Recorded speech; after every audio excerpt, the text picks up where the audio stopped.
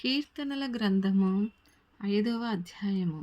ప్రధాన గాయకునికి పిల్లన గ్రోవితో పాడదగినది దావీదు కీర్తన. యెహోవా, నా మాటలు చెవినబెట్టుము, నా ధ్యానము మీద లక్ష్యముంచుము. నా రాజా, నా దేవా, నా ఆర్తధ్వని ఆలకించుము. నిన్నే ప్రార్థించుచున్నాను.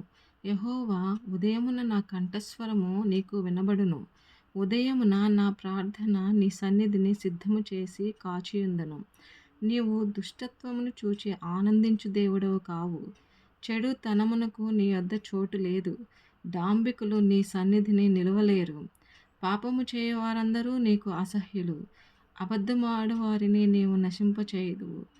కపటము చూపి నరహత్య జరిగించువారు యెహోవాకు అసహ్యులు. నేనైతే నీ కృపాతిశయమును బట్టి నీ మందిరములో ప్రవేశించెదను. నీ ఎడల భయభక్తులు కలిగి నీ పరిశుద్ధాలయము దిక్కు చూచి నమస్కరించెదను.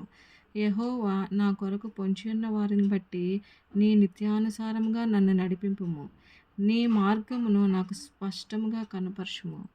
వారి నోట యథార్థత లేదు. వారి అంతరంగము నాశనకరమైన గుంట. వారి కంఠము తెరచిన సమాధి. వారు నాలుకతో ఇచ్చకములాడుదురు.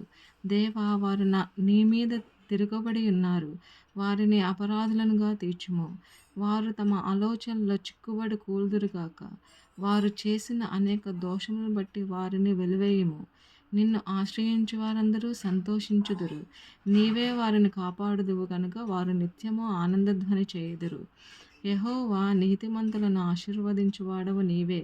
కేడముతో కప్పినట్లు నీవు వారిని దయతో కప్పెదవు. కావున నీ నామమును ప్రేమించువారు నిన్ను గూర్చి ఉల్లసింతురు.